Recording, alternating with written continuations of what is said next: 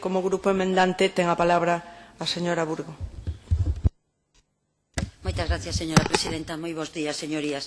En primeiro lugar, quero dicir que o noso grupo vai votar afirmativamente, por suposto, esta PNL do Bloque Nacionalista Galego, porque estamos absolutamente de acordo con todo o que se expresa na proposición non de lei e todo o que acaba de decir a señora Pontón. Máxime cando nós xa trouxemos a esta Cámara, a esta mesma comisión nalgúna ocasión, tamén este gravísimo problema do dobraxe en lingua galega, e gravísimo problema dende os dous puntos de vista que tamén falaba a señora Pontón. Un, dende o punto de vista dos postos de traballo amplios que ten este sector, pero que ademais un sector moi ben visto e moi ben considerado polo sector de dobraxe español e de outros países, porque nacendo da nada, prácticamente hoxe ten unha altísima calidade.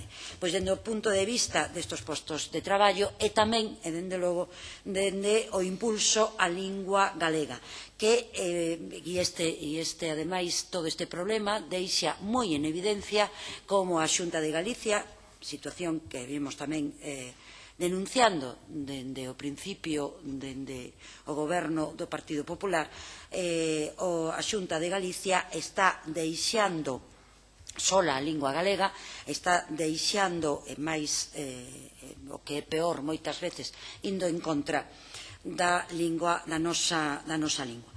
Porque, como decía a señora Pontón, a ninguén se nos escapa que o dobraxe na televisión galega, e se a Xunta de Galicia quixese, pero que non quere, o impulso do audiovisual, do dobraxe de filmes e de outros produtos audiovisual é fundamental para o impulso da lingua galega.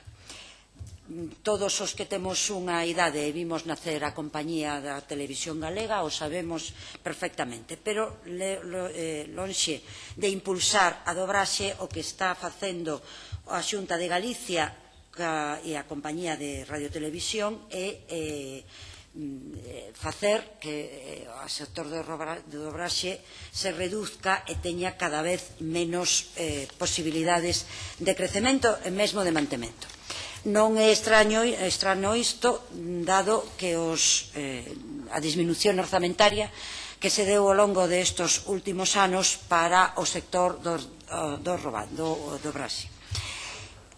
Mesmo a compañía de radiotelevisión tuvo unha rebaixa nos últimos anos do 19%, pero o dedicado ao sector tan importante como este, un 23%. E logo se une que os escasos orzamentos que están nos presupostos da compañía nunca se executan. Ben, esta situación nos leva, como decía, a estar totalmente de acordo porque manifestaba a señora Pontón. Fixemos unha emenda, pero que soamente busca, digamos, que aumentar ou poñer unha tarea máis a Xunta de Galicia, con a aprobación de inmediato dunha liña específica de actuacións coherente co plan de normalización lingüística e que se incluya a dobraxe como un contido obrigatorio no contrato programa previsto no marco legal da compañía de radiotelevisión galega. Espero que a señora Pontón acepte esta emenda, pero tamén lle digo que non temos, por suposto que imos apoiar a súa PNL, aínda que vostede non a apoie. Nada máis, moitas gracias.